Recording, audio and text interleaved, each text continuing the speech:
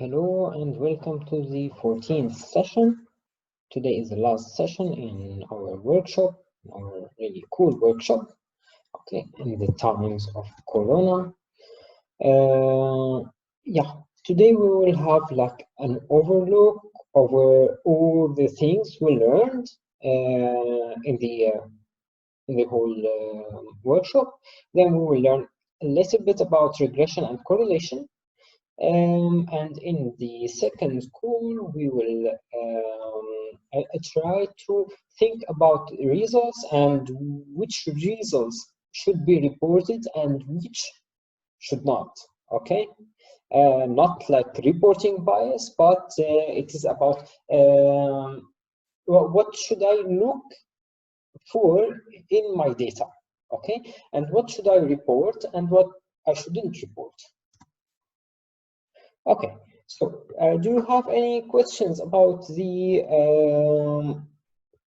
whole workshop? Okay, or I would say let us revise together everything that we talked about in the last few weeks. Okay, so can you start telling me what have you learned?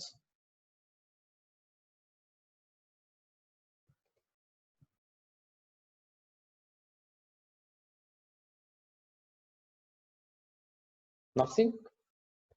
13 sessions.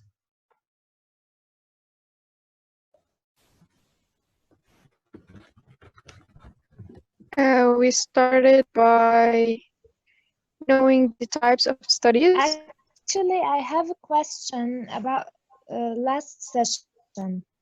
Yeah, Massa, just 1 minute. Yeah, Rama, you can continue. You were asking. Zara was talking. So, who is? I don't know who is talking. Yeah. I thought like Rama was talking. No, it was Zara, but I do agree. I think our voices are a little similar. Okay, then mute your mic so I know who is talking. Yeah. Okay, we started by learning the types of studies. Then we moved to data and the types of data we can collect. And I can't remember them in order. But we learned how to calculate sample size. Yeah, how to calculate the sample size and the p-value when yeah, just calm it is down. significant. Those are types of errors. Those are the last few sessions. Okay, we also learned about association measures, right? Yes. About diagnostic measures, about the concepts of p-value, confidence interval, and this stuff. Yes, and the normal distribution and the variance starting from 0. Okay. Then we started by data entry and data collection. Okay. We got some advices about how to collect the data in the best way, how to enter data into a Google form, into an Excel sheet, an Access form, whatever. After entering them, how to clean the data, how to calculate the scores, how to do this stuff by Excel. We learned some stuff, how to order, how to sort, and the importance of the first column. These like hints about Excel sheets. After that, we got like an introduction to SPSS, the views that the SPSS program has. After that, we tried to also calculate, compute some variables to change some continuous data into categorical data. After that, we started with crosstabs, descriptive statistics, frequencies, means, standard deviations, and how to calculate them. After that, we learned about the categorical tests, the Fisher-Exact test, and the Clair, how to interpret them, how to calculate them, what are their assumptions. Do you have any problem hearing my voice or seeing my camera? No. Okay, everything is fine. Okay, then just my other computer is having a problem. Okay. After that, we move to continuous data. Okay, for continuous data, we try to do the t-tests, the other types like one sample t-test, two separate sample t-tests, and so on. Then to ANOVA test and how to interpret these tests with the post-hoc analysis. After that, The non-parametric. Yeah, parametric or non-parametric tests. We learned about the tests for normality. Okay. And today we will learn about correlation and regression, which is the last part of the algorithm, if you remember. We also learned like some small stuff like meta-analysis. We had a small session about it, and the diagnostic studies and how to calculate the measures in these studies. So, are you satisfied? Is there anything that you think should be covered as well?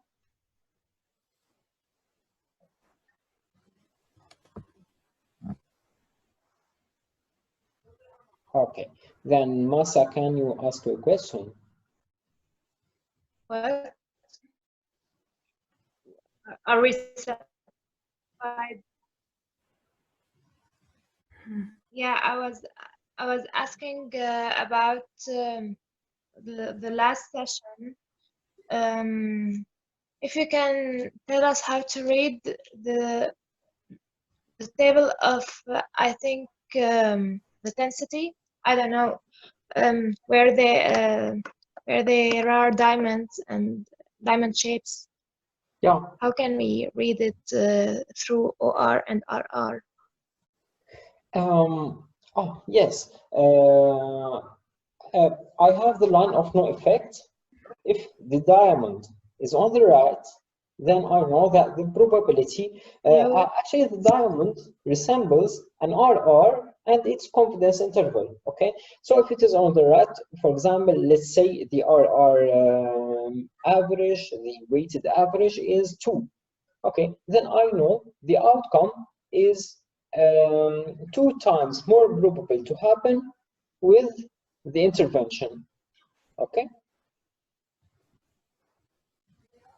If it is on the left, if it is 0.5, the outcome is like less probable to happen by 2. So I just explain it as a normal RR or OR. Okay, usually they use RR for the plot and the meta-analysis. Okay, but I can like talk about it as a normal. Does the amount of, or the volume of the diamond affect? No, just the point in the center of this diamond and but I mean length. Its length how can resembles the confidence interval. And their shapes vary, like small or. I'm sorry, Massa, I'm not hearing you very well, but when the diamond is really tight, then I know that the confidence interval is so small. And the square, what does it mean? When the confidence interval is big, then I know that the RR has a wide confidence interval and it can touch the line of no effect as well.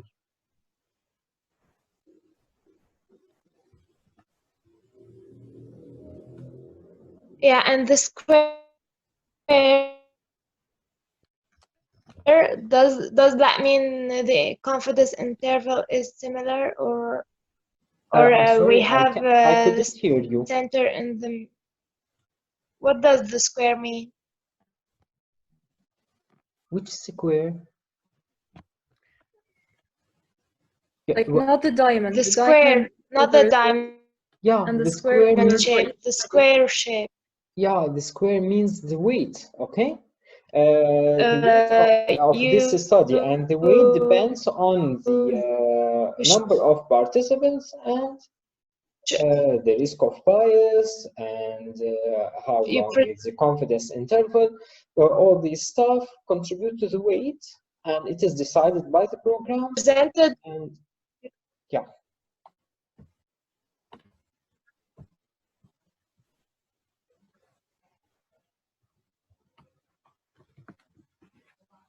Okay, so maybe we can start with correlation and regression. Okay, remember that correlation and regression are two continuous are used when we are assessing two continuous variables. Okay, so first we start with correlation, then with regression. But before them both, we have something called the covariance. Okay, I have a continuous variable in here, gene X, and here, gene Y. Okay, so when gene X increases, gene Y increases. Please, can you mute your mics? Yeah. Okay. So the covariance says, okay, I have a relationship, and this relationship, when something grows, the other variable also grows, or when something grows, the other variable declines. Okay, so either ways, I have a covariance. This covariance has a formula to be calculated, but it is that simple. When something goes up, the other thing goes up or down. Okay, but for example, in here, gene Y goes up and down, but gene X is always the same. Okay, so I don't have any covariance between them. Okay, or when I have all the dots scattered all over the place. Okay, I also don't have so much covariance between them. Okay, the number will not tell me anything about the relationship, because sometimes gene X grows and gene Y is expressed in a lower amount, and sometimes the other way around. Okay, so when it is random, then I can't say that I have a covariance, a significant covariance between two things. Okay, this is the formula for covariance, but usually we do not use this covariance as you, for example, for all the papers you will read regression, you will read correlation, but you won't hear covariance. Why? Because covariance actually differs according to the scale. If you see here, okay, it depends on the scale. If the scale is shorter, it will affect the covariance and so. And I don't need that. I need something that is standardized. If I have a covariance of 100, okay, and another covariance of 1 million, so it is really difficult to interpret the data about covariance. So I need to standardize it. I need to take it and take it to a normalized range that I can understand better. Okay, so they invented the correlation. Correlation, what does correlation mean? It's the covariance divided on the standard deviation of both variables. So what does that serve me with? Okay, correlation ranges from -1 to +1. Okay, when I have a -1, I have a strong negative correlation. When I have a +1, I have a strong positive correlation. What does the positive correlation mean? You can see here, I have a correlation of 1. Okay, so as it is a positive 1, then I know that when gene X is higher, gene Y is also higher, or when gene Y is higher, gene X is higher. We should like focus on that. Correlation doesn't mean causality, as all the association measures we already talked about. Okay, I have them associated when they are high and associated when they are low, but I don't know which one is affecting the other one. For causality, I should consider the study design, the timetable of this assessment, and a lot of other stuff. Okay, so who decides when the correlation is 1 and when the correlation is 0.5 and when the correlation is 0? Actually, when I have that line that can go through all my dots. Okay, it is that easy. If I have all my dots aligned together and I have that line that can go through all of them, then it is good. I have a correlation of 1. If I have that line like this, like this, like this, whatever it is, a correlation can be 1. But when it is like this, it is -1. Okay, so the correlation will be 1 when I have all the dots on the same line, but it depends, like -1 or +1, depending on the direction of the line.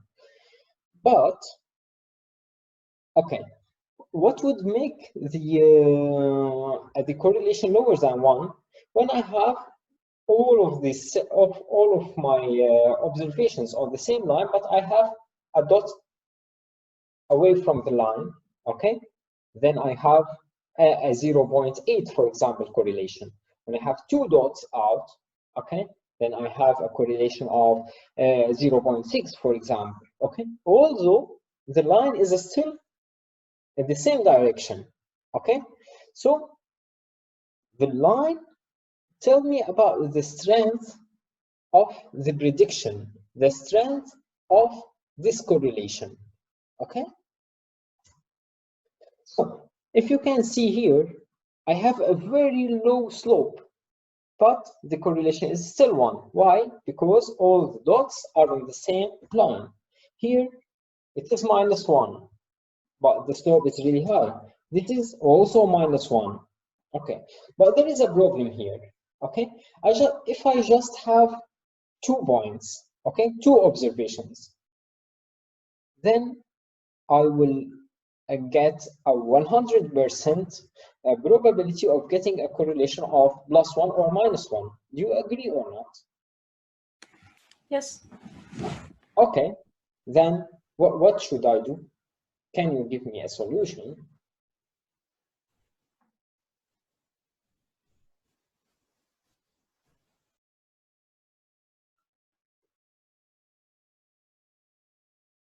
If you can see here, all these lines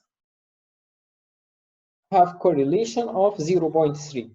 Okay, why 0.3? Because I have a lot of dots outside the line.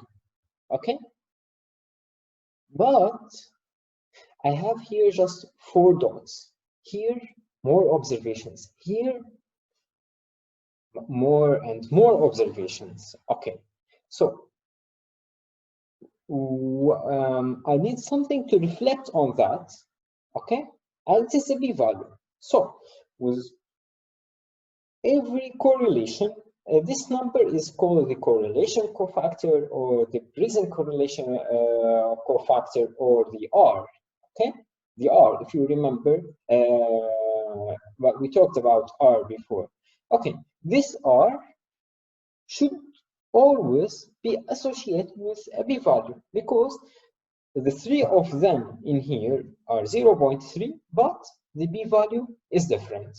It is truly similar to when I have a relative risk, okay, and I give you a confidence interval or a p-value for this relative risk, okay.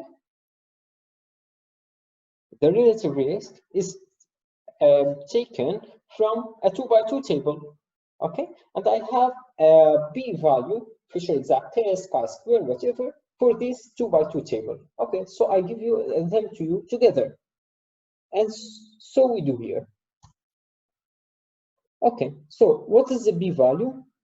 I have a line and I have all the dots on the line. I might have a correlation of 1, but the p-value is not significant. Another person adds more points to the line, more observations, and he gets a significant p-value with the same 1R correlation. Okay, so is that clear?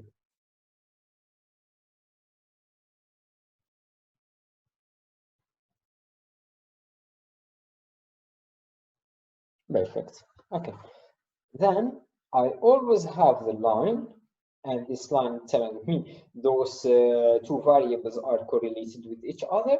But when I have a smaller p-value, a significant p-value, I will be more confident in that in my line. Okay, there is something that we can compare the R2, okay? But usually we have that table where we can compare the R's to each other. Okay, we can compare the correlation coefficients to our previous results and so on. But sometimes we can compare the R to 2 divided by the square root of the number of participants. Okay, if it is higher or equal to that number, I say that the relationship is significant. Okay, but in this slide, can anybody tell me what is the difference between the significance in here and the p-value?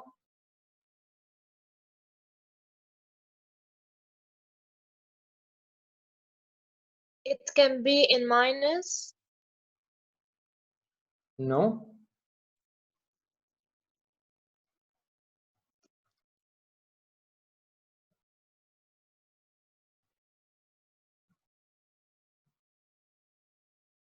The difference is that here I'm talking about the relationship. Okay, I'm talking about the R. But in the p-value, for example, I might have an R that applies here and I have a significant relationship. But when I put the p-value, it is not statistically significant. So here I'm talking about the clinical importance or relevance of that number. But in the p-value, I'm talking about the statistical significance. Okay.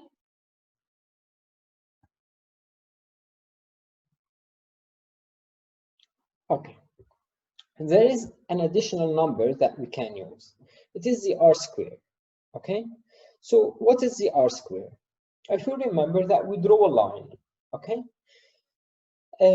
Actually, before drawing the line, if you see here, if I take just the mouse size, okay, mouse size in here, I have the mean, I have Z values for each one of the mice I have, okay, and I have a mean mouse size, okay.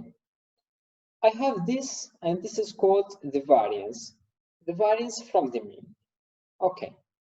Then I draw that line, okay, that is the closest to every dot, and I calculate the variance from the line, okay. You see, just the vertical lines that takes the points I have to the line I drew, okay, and I calculate that, okay. So this number is taken out of the variance I already have, divided on the variance of the mean, and here I have the R square. What does the R square mean? Okay, how much of the variance I have is explained by the other variable. Okay, is that clear? No, not very much. Not the last. Okay. I took two types of variance: the variance of the mouse size alone, and the variance from the line I drew after plotting the mouse size against mouse weight. Okay. On the right, you can see, okay, that I'm taking the variance, taking into consideration mouse size and mouse weight. Okay, I have a variance here, and I have another variance on the left, just on one scale for the mouse size. Okay, the variance here and the variance here are subtracted from each other. Then I know how much difference in the variance I have. Okay, and this variance in the difference in the variance is what can I tell about it? It came from mouse weight, right? Mouse weight helped me to reduce the variance of the mean to the variance of that new line, didn't it? Yes, almost. But I mean, what do we expect the R square to be? What number would mean what? Like, would one or more than one? Yeah, we will talk about that. But first, we should say that R square, we should know that R square is, what is the percentage of the variance I have that can be explained by that other variable. Okay? So, the number for R square is similar to the number for R, but I don't have the minus. Why? Because if you think about it, it won't be clear, but if you take the R we talked about in the previous slide and square it, you will get this R, okay?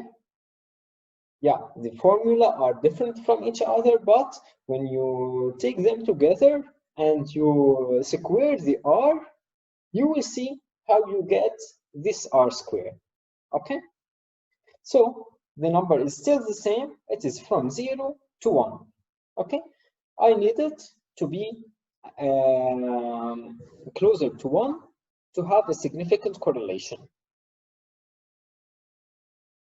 Okay, if I tell you here that I have a mouse size variable and a mouse weight variable and an R square of 60%, okay, who can tell me what the R square in here means? That there is a relationship?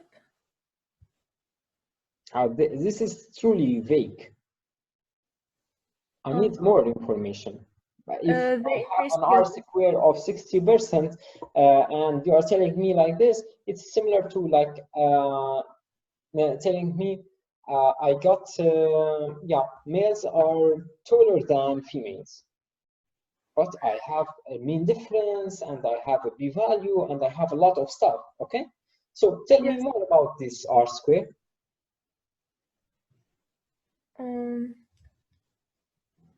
I'm not sure I can tell in which direction it is. Maybe like from the drawing I can, but not from the 60% alone.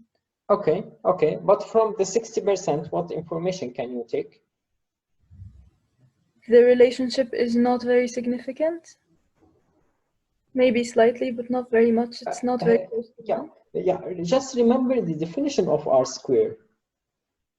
This that 60% of the variance of the different mice size are explained by mice weight. Okay? Okay. Okay, so I have the normal line and I have the new line that I drew, and I took the R square, and it says, okay, like 81% of the variance is explained by mouse size or something like this. Okay? What is the most important thing about R square? That I can compare when I have an R of plus 0.7 and another R with 0.5. Or let's say I have an R of 1 and an R of 0.5. Can you tell me that the correlation is twice as strong in the first study? No. Okay. This is a problem in R, but in R square you can do that. Huh. Okay? For R, I just have from -1 to +1, and I know that I should be closer to 1, but I can't, it's not a ratio scale. But when I square it, I have the R square, I can tell you, okay, for example, look at the example in here. R square is a square of 0.7 and R square the square of 0.5. This R square is twice as important as this R square. Okay, although I see here, okay, that 0.7 and 0.5, they do not seem like it is twice as this, but when I square them, I have these numbers, and these numbers are the numbers I can compare to each other. Is that good? Great. Sounds great. Okay, perfect. Now about regression. We started with covariance. Covariance says that, okay, when something is higher, the other thing is higher. Okay? Correlation, what did correlation do? Actually, correlation told me about the strength of this covariance. Okay? It took it and put it on the normalized scale from -1 to +1, and it told me, okay, I have that line, and I have an R of 0.7 or an R square of 0.5. Okay, then it told me about the strength of the line. Do you agree? But it didn't tell me about the position of the line. So what does regression, linear regression in particular, tell me? It tells me where the line is. And if I have an x axis and a y axis, okay? Telling where the line is depends on two things, right? The intercept, when the line is crossing one of the axes, the x-axis or the y-axis, and the slope. Okay, I define the slope, but it can still move. Then I put a line on that, which is the intercept, crossing the y or x-axis, and then I have a fixed line. Okay. We're out of time. Yeah. Yes. Okay. Okay. So see you in 10 minutes. Okay.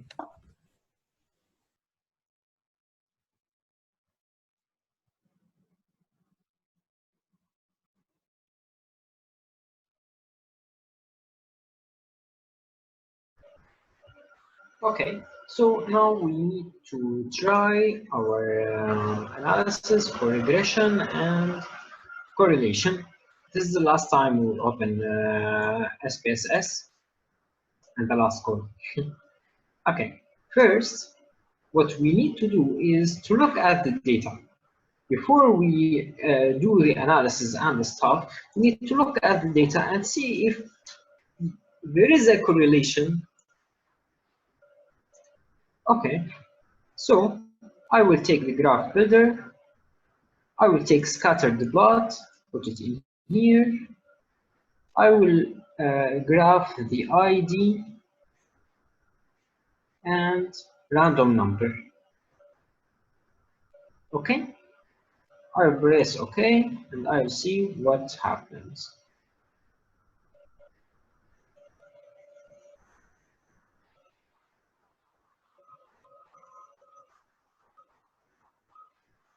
Oh, there is a problem. I have two variables in here on the y-axis. You can see that one of them is the blue one, ID 20, and one of them is the random number, which is the green line. Okay, so I did a mistake. I put two variables on the same axis. Like in here, I had two axes. I will remove the ID, apply, then, and x-axis ID. Now I have. Okay, first let's look at this. I have an ID and ID 20. Okay, I think there is like a misnaming in here. It is a random number, but okay, let's look at this. Do you think we have a correlation in here? No. Okay, then we will try the analysis on this, and on another one. The other one is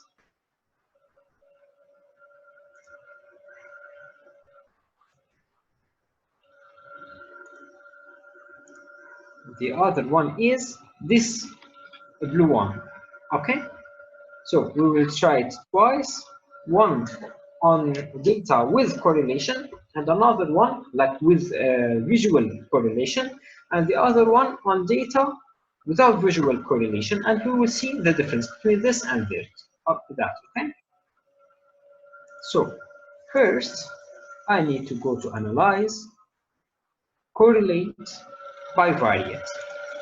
Okay, I will take first the ID and the random number.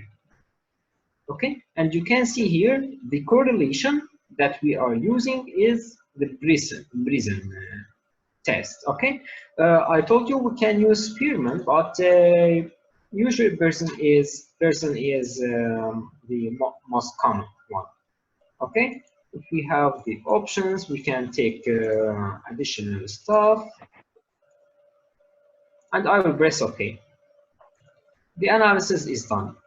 Here I have those two tables. For the first one, there is no nothing new. For the second one, you can see here two columns for ID and random number and two rows for ID and random number. Okay, first ID and ID. Do they correlate? Of course they correlate. Of course I will have an R of 1. Why? Because it is correlated with itself. Okay, so you don't need this, and it doesn't have any significance. Okay, so it's not good. And random number also 1, and it's not an important cell. But the two important cells are ID and random number. You can see here 0.3. What is this? This is R. Okay, and we can say that 0.3 squared will give us the R squared. Okay, then the R squared is 9%. Okay, 9% is truly low. Okay, So I have a correlation here, but the correlation is not significant. Yeah, like the line is not significant. I cannot tell, okay, that there is a difference here and there is a difference here. I can see them clearly, okay? But you can see that the statistical significance is important, okay? So please just say anything. Yeah, it's clear. Okay, if you understand this, I will try another thing on this. I'll try this with another variable. Analyze, correlate by variant. I will remove the ID number. I will put that variable I created just now. Okay, and I'll press OK. What is the difference in here? What is the difference you can see? First, the R is 0.99. Okay, then the R squared is also very close to 1. Then what do I know?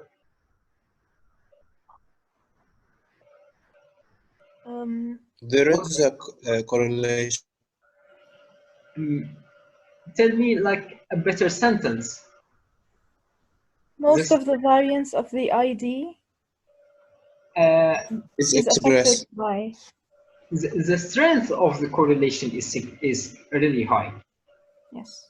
Right? The R is the strength of our correlation. Okay, then I have 0.99 and the significance is truly high. Okay, what is this? This one is the coefficient, the R of 0.3, and this blue line is the R of approximately 1. Okay, do you see that clearly? We needed the R square, we said we squared it, and the significance. Okay, and it is this cell is similar to the cell in here because we can exchange the two variables. Okay, then what do I need to do after that? The regression. I know this is linear regression. This is linear correlation. So I can do linear regression. And for what do I do the linear regression? Do you remember? What do I need to do?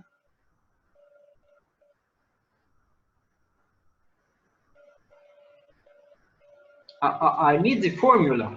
I need the formula. X or Y equals X multiplied by A plus the intercept. Okay? I need something to predict.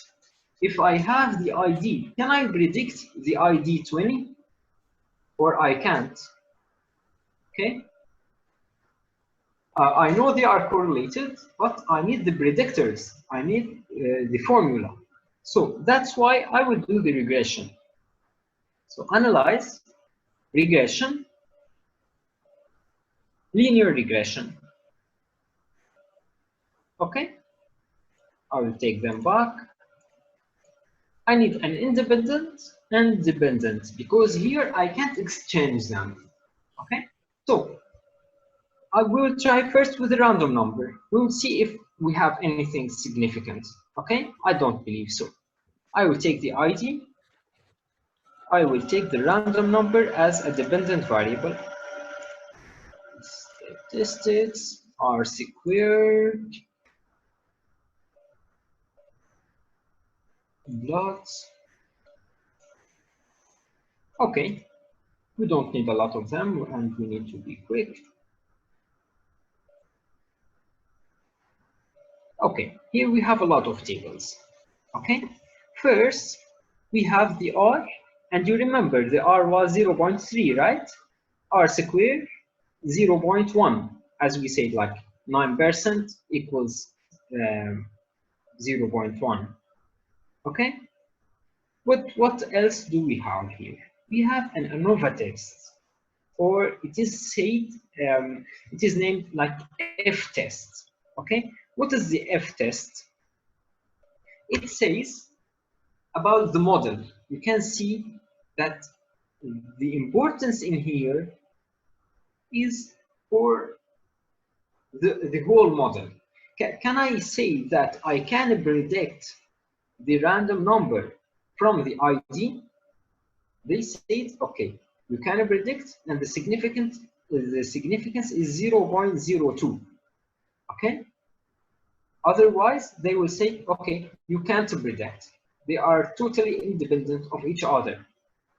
Okay. So if that is clear, you should know that I don't just have one test. Okay, I have two tests in regression. The F test for the whole model, can I predict something from something? And the other test is a t-test here. What does the t-test give me? The t-test gives me the intercept and the slope. Okay, we were searching for those. Okay, if you can go here, you will see a table saying coefficients. Okay, and here you have unstandardized coefficients, and under V you will find 76. Okay, what is the 76 and what is the 4? The 4 is the slope and the 76 is the intercept. Is that clear to you?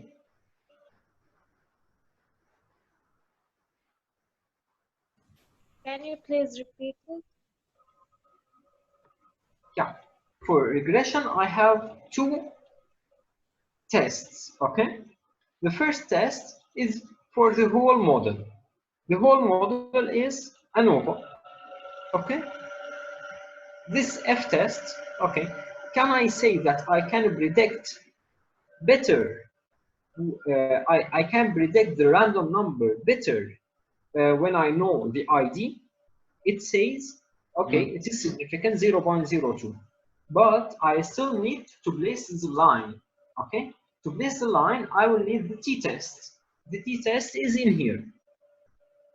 This is the value of the t-test and the significance of the t-test and the coefficients. So what does that mean? Okay, they said that the constant, which is the intercept, okay, the intercept, it means when I have an ID of 0, I will have a random number of 76. Okay, so this is the point where I can put the line, then I will define the slope. Okay, the point is 0 on the x-axis on the ID and 76 on the y-axis. Okay, is this coefficient, is this intercept statistically significant? You can go here to the t-test 0.2. So the intercept is not significant. I can take it and I can leave it. Okay, I need more, not I can and I cannot, but it's not significant, then I cannot reject the null hypothesis. I cannot take this constant. Okay, then the ID means the slope for the ID. Okay, 4.7. Then I know for each additional one in ID, I will have additional 4.7 in the random number. Is it significant? Yes, it is significant. Then my formula would be the random number equals ID multiplied by 4.7. Is that clear? And the constant number, the intercept, is not significant. Yeah, okay. Okay, I will try it again on the data we have better than this. I will take regression, linear regression. Instead of the random number, I will take the variable, new variable.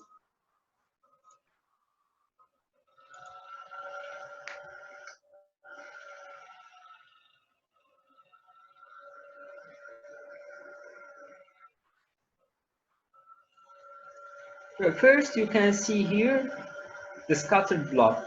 Okay, it's really linear. Okay, I have just a few observations outside the line. Okay, that's why I have an R of 0.9 and an R square of 0.98. Okay, this is clear. Then for the model, can I predict better knowing the ID? It is truly significant, 0.000. Okay, this is the F test. Then I go to the coefficients.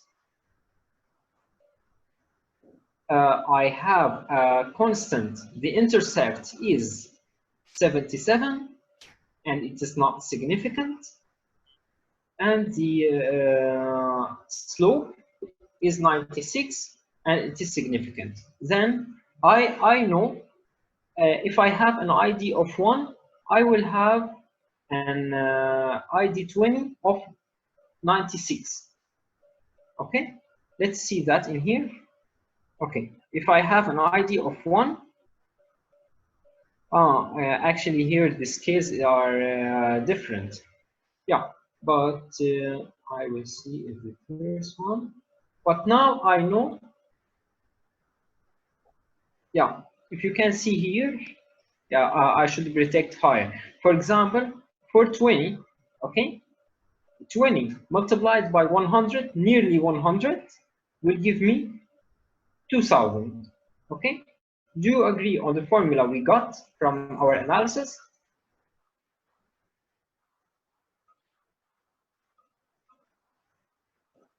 Yeah. Okay, perfect. Then say goodbye to SPSS, and we will move on to the last few steps before we finally finish the course. Okay, is there anything else with SPSS you need to know?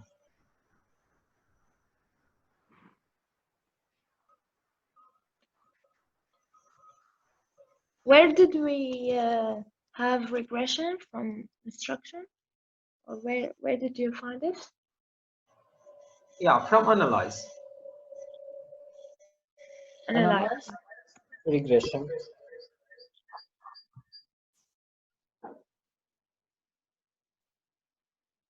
Okay. Perfect.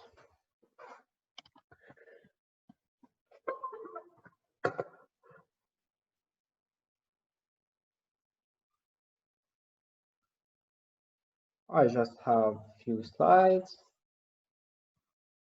few final slides.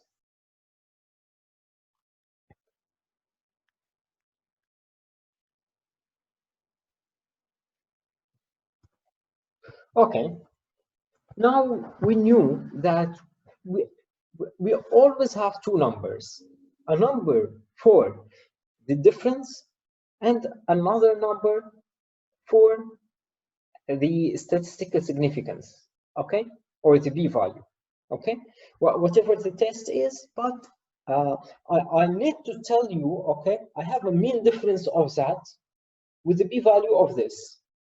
For example, in this joke, you can see, okay, it is statistically significant, and he is happy that massage improves sleep. Then they asked, the other person asked about the difference, the mean difference, and he said, okay, they sleep 47 seconds more during night. So, do you agree this difference should be reported? Or is it significant to you to know? No. Okay. Here we have a table. Do you remember the true, positive, true, negative, and this stuff? For everything, we have yes and no. Clinically significant, statistically significant. Okay? But before we move on to this table, I believe Massa has something to tell you about, okay? Because she is writing about the analysis, she is preparing the tables and the results of a paper. So are you ready, Massa?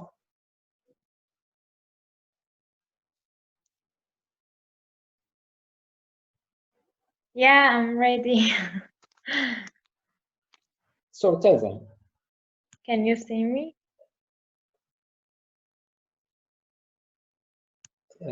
Not. Yes, we can. Can you see me? Yeah, now we can see you after you slap the phone. Yeah.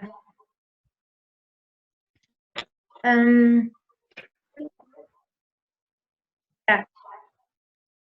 Hi all. First of all, I'm Massa Jabra. I'm a fourth-year medical student in the Damascus University. I just want to say thank you, Dr. Ibrahim, in this session, the last session of this course. To me. So in today's session, I'm going to talk about writing results after data analysis. So I found that learning was a continuous process throughout writing the results that I have a previous experience with on one hand, and also really that throughout this course on the other hand, but learning did not in the process of data analysis and writing up the results. I found myself needing to learn new techniques, publications. When faced with the inevitable questions of what should I do now? How can I manage this? All-time answer was look into the literature. Actually, publications always have the answer. Thankfully, the research method courses accommodation to assimilate new knowledge via independent study. So academic writing is an art by itself,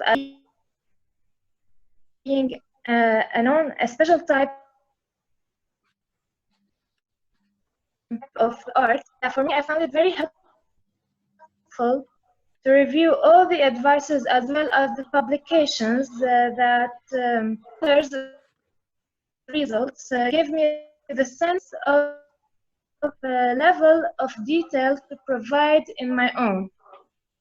They gave me my findings in my experience.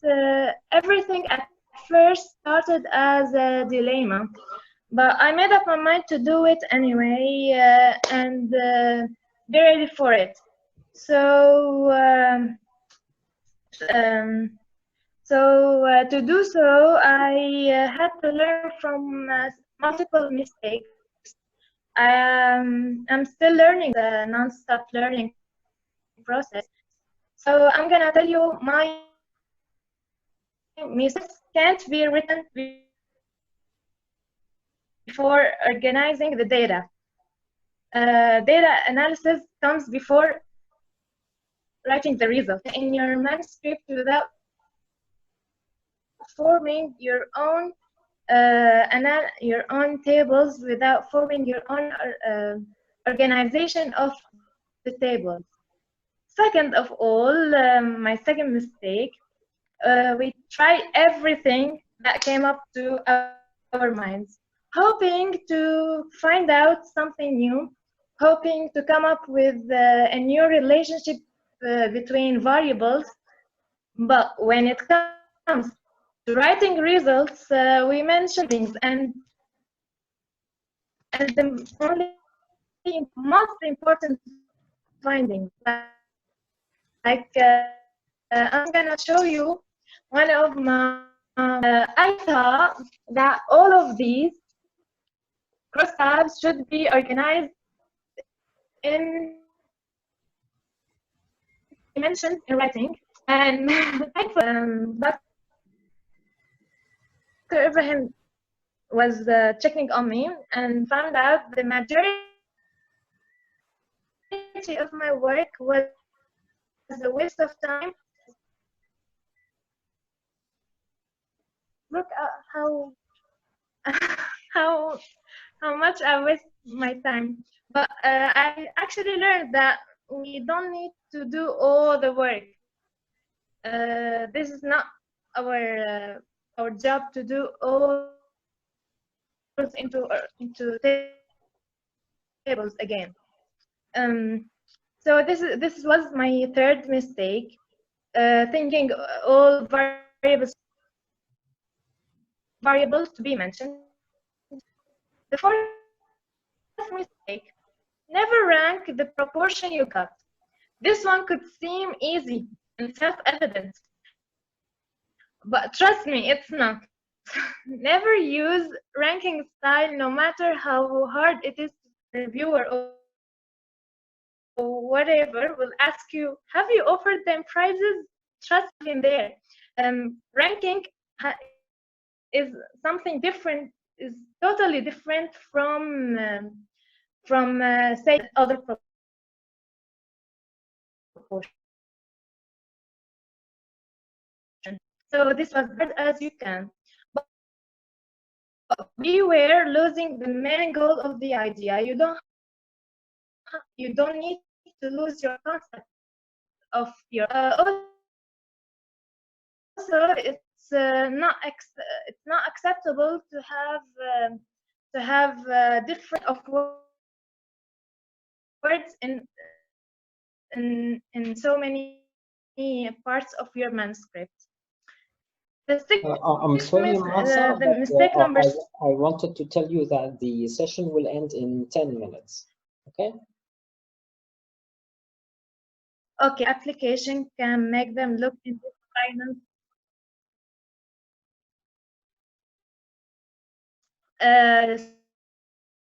So do you see those tables? There is no program or application can make them look in this final look. It's your duty to make them look real. Get benefit from it. Mistake number 7. Never be shy to ask whatever you want. Reserve your time and ask. And now I'm gonna give you some helpful tips. Use the thesaurus.com website. It's really useful and it helps widening your vocabulary and gives you a bunch of synonyms to enrich and enhance your writing in an academic way. Second, make a detailed plan that shows you access and make sure to maintain the plan. Allocate time on your schedule for working on your project. Make steady progress even if it's doing nothing else but sitting in front of your laptop and open one of your files. Write the small milestones in the process, not just the big ones. So to sum it all up, writing results section is an analysis. You actually need to organize your data into tables, define what are the most important findings that should be mentioned, organize them into tables, into a publishable like tables, then start writing your Never forget to do your work step by step. Get to stick to your plan and your many achievements. Actually, writing results after understanding the data analysis is such an interesting thing to do. Like observing every number and reading through numbers. I encourage you all and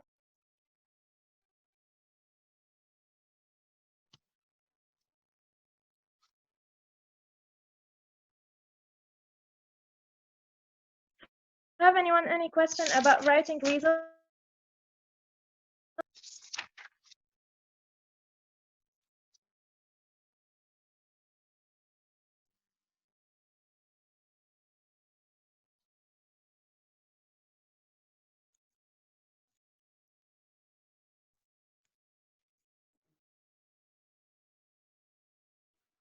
Have anyone any question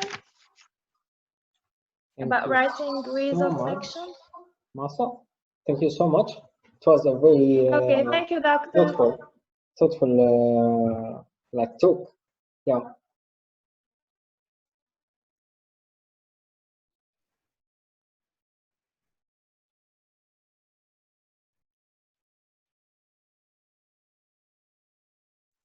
Thank you for this chance, actually.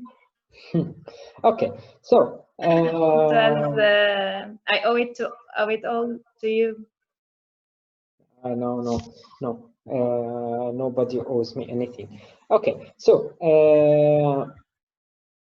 I suggest we take the break right now and just make another call for about 10 minutes or 20 minutes, because I still have some slides to show you, and they can't fit in the 5 minutes left right now.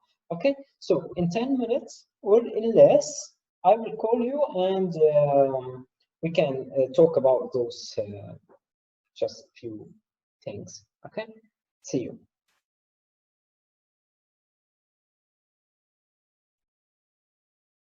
Yes, let's continue. Okay, first we should always think about two numbers: the number that represents the clinical relevance, the clinical importance, and the other number is the statistical significance. Okay, okay. If I tell you that I did a lot of analysis, but I'm in this cell,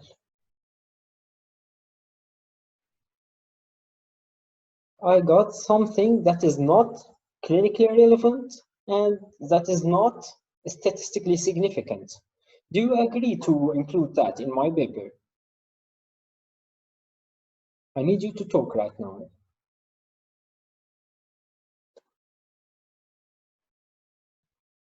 Maybe we should to emphasize that they are not significant. We should do what? Well, we should write them to tell that this doesn't make any significant outcome, or something like that. But if the question is not clinically significant too, okay, you don't care about it clinically, and it's not significant statistically. Okay, why wasting people time telling them about something that can't benefit patients and that is not actually true?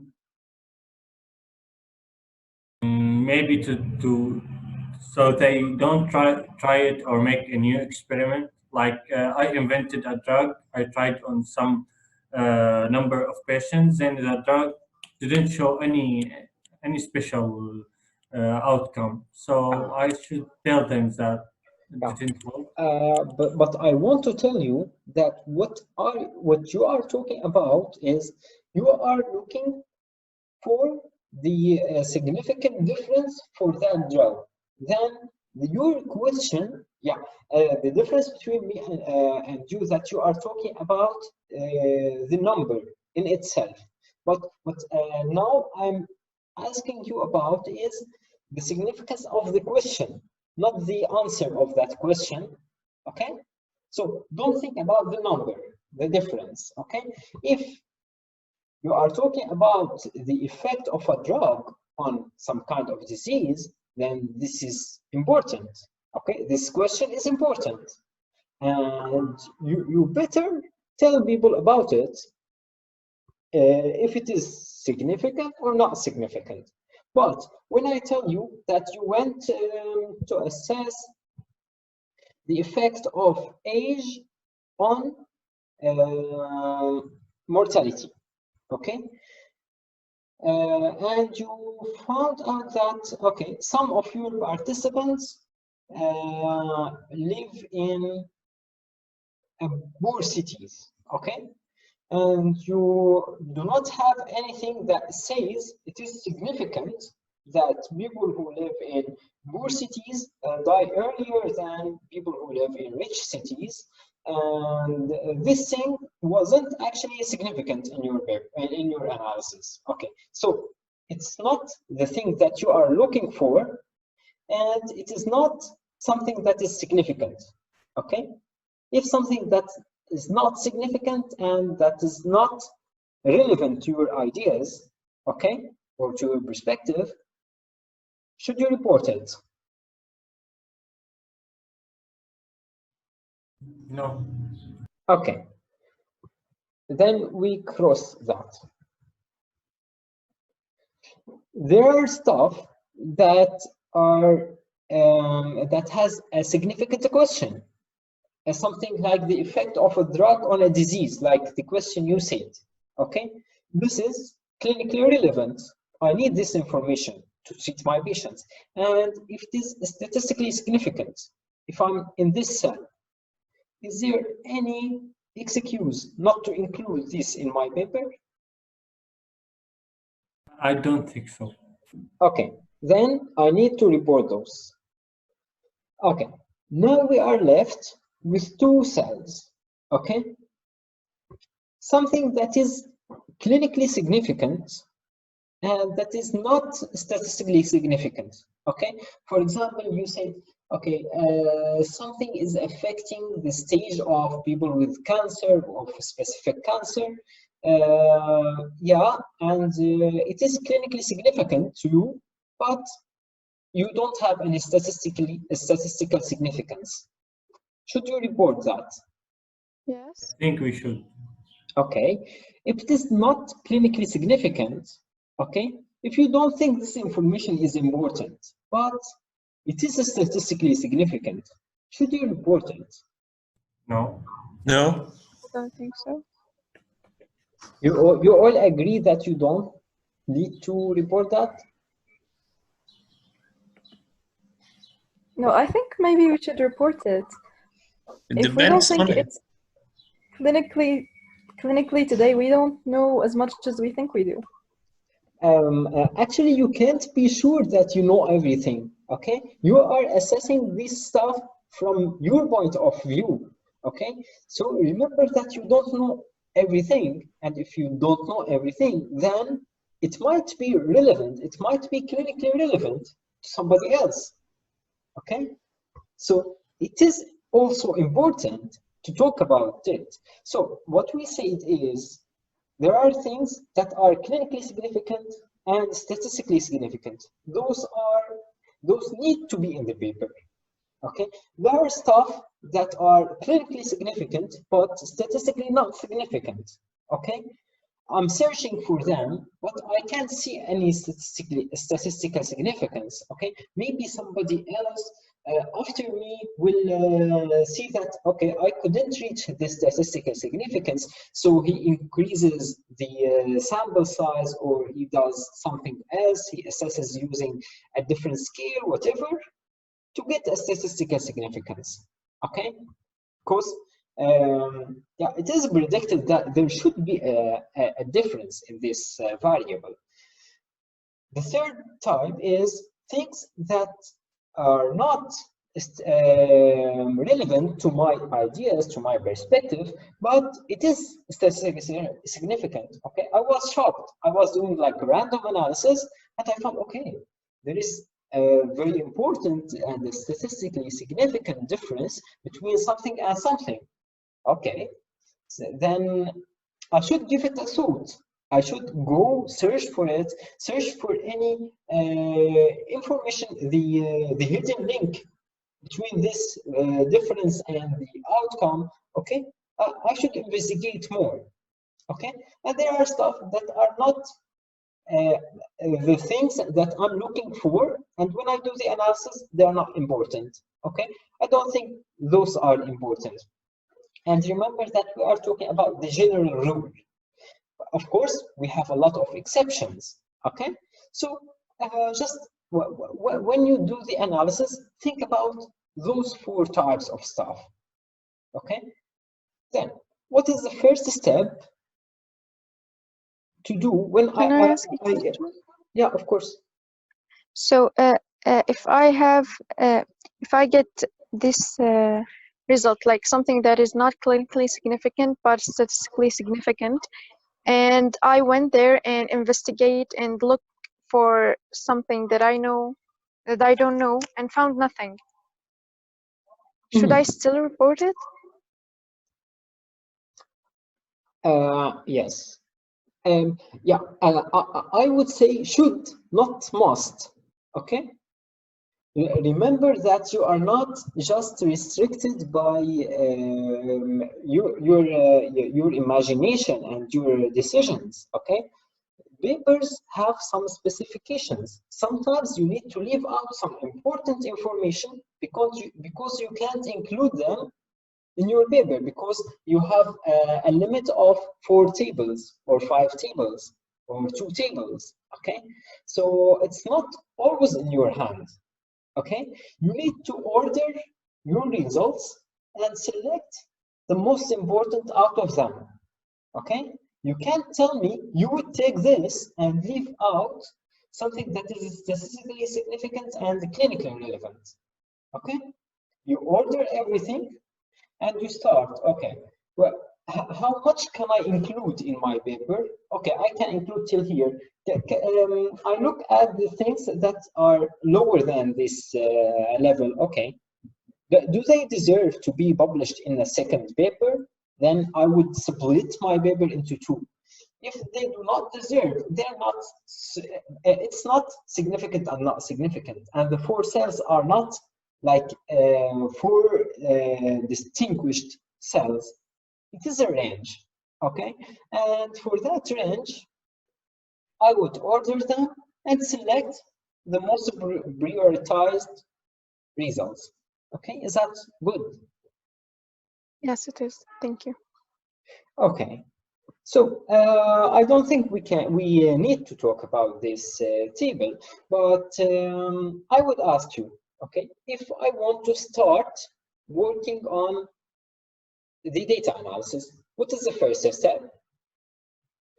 I know my questionnaire. I cleaned the data. I entered the data into SPSS. I tested for normality. I tested for missing variables, for missing cells.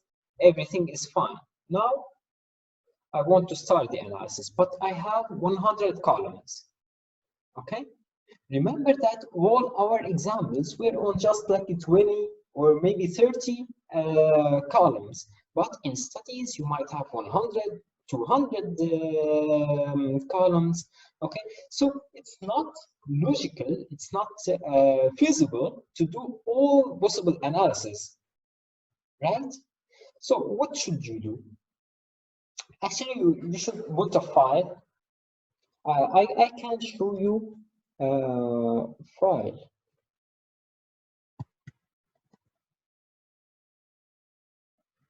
Yeah, here it is.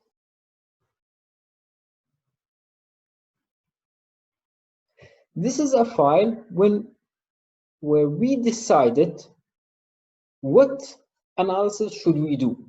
Okay, first I put chi-square. Okay, for chi-square, I will take the government, I will match it to accessibility to healthcare and to diagnosis. I will take the number of children, I will match it to education, economical and governance. I will take education and match it to blah, blah, diagnosis to stage and 6 months, and so on. Then I took t-test, I will take age, diagnosis age, quality of life, and I will match them, each one of them to stage, diagnosis, 6 months, delays, screening, and so on. Okay, BMI, BSA, weight, to all these stuff. Okay, correlation, what can I correlate? Quality of life with age and diagnosis, with BMI, with smoking period. You see, those are just a draft of the plan of the analysis I need to do. Okay, I wrote all of those and I sent it to my group, to all data collaborators, and I asked them, do you have any other analysis you think should be done? And they added much more. Okay, so always think about that. There are some relationships that you can't think about, but they are really cool, and you need to do them. And then you put that file, you classify them, chi-square, t-test, correlation, because you don't like want to do it randomly. Okay, let's do this with this, let's do this with this.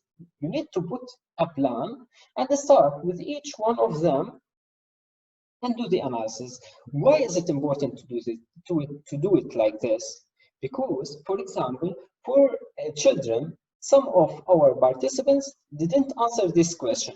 Then, when I go there, I would select just those who answered the children and do the analysis, comparing the children to everybody. Then, I remove the filter and take the whole column and move to the second column, to the governate. I exclude those who didn't answer governate, and I compare governate to everything else, and so on. Okay, when I need to compare, for example, the governate to 6 months, to the status of the cancer after 6 months. Okay, some of them didn't answer this question, and some of them didn't answer this question. Then I need to exclude all of those who didn't answer any of the questions. Okay, you would exclude if they didn't answer this and they didn't answer this. Okay, yeah, you will know how to do it. It's not an and, it's an or. You need to know about those rules, but you will try and find the mistakes and you will know how to do the analysis. But to know what to do, first you need to plan. Okay, so this file is a must. Do you agree?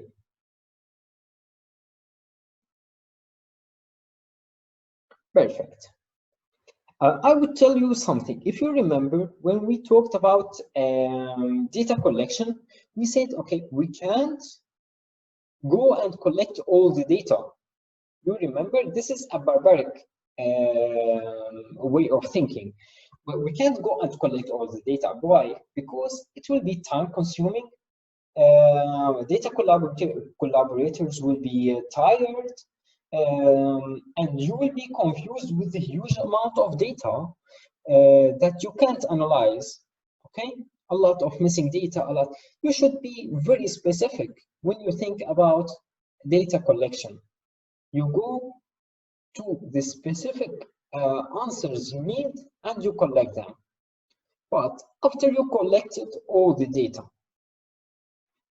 is it greedy to do a lot of analysis? No, actually it's not. But why? Think about those two jugs. Okay, we have two jugs. And if I tell you there is a river that is 1 kilometer away, okay, I can go and collect water with this small jug or with this big one, okay?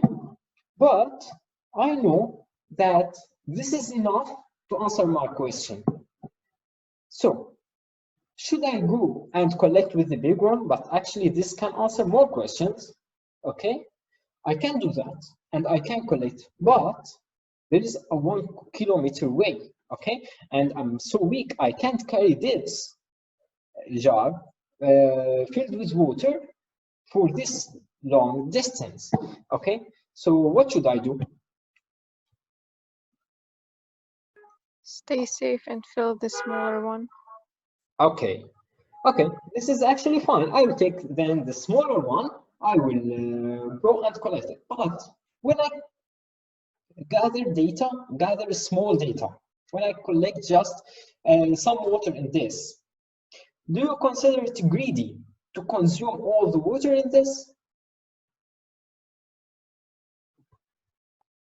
No. No. Yeah, you can do as much analysis as you want. Why? Because it's not time consuming, okay? The program is doing it, Okay, you are sitting on your desk, you are not consuming the time of participants, you are not spending money, you are just clicking some clicks. Okay, and this is fine. Okay, then collect as few variables as you can, but analyze as much possibilities as you can. Okay, then you put this plan, you analyze all possible ways of analysis, then you put the 2x2 table, selecting the yes comparisons first, you report them, then you take those that are clinically significant but not statistically significant, and those that are statistically significant and not clinically significant, and order them, and you think about every kind of analysis. Okay, and it is truly time consuming. Okay, so you will spend a lot of time, but it's very important, because if you do a very good research but you don't know, or you don't do good job in reporting your data, then there is no benefit of all the work you have done before. Okay, there is no point of all the methods you did and all the time you consumed collecting data. Now it is the time to get the results out of the projects you did. Okay, so do you have any questions?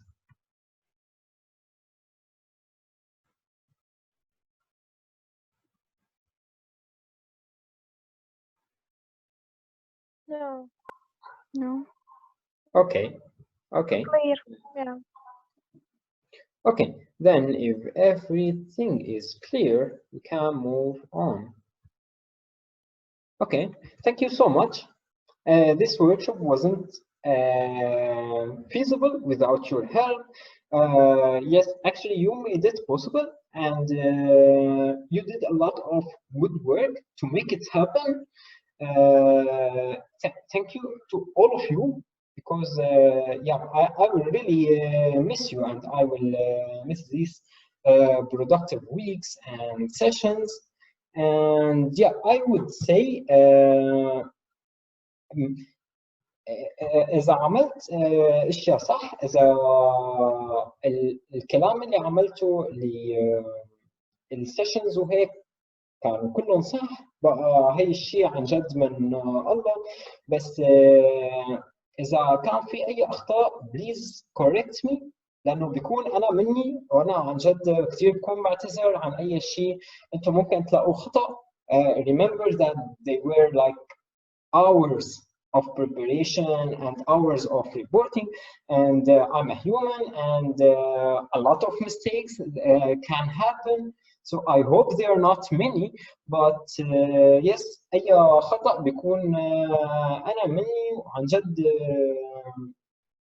Please correct me in the videos, telling me, discussing on the group, whatever you want, but please correct the mistakes. Don't just take it from another place and use it for yourself. Okay, why? Because like learning is a very good thing. Okay, you will be wise, you will have a lot of information, you can do a lot of work, but sharing the knowledge is really a higher step of wisdom. Okay, what would you do with all the wisdom if you take it with you to your grave, like بعد عمر طويل?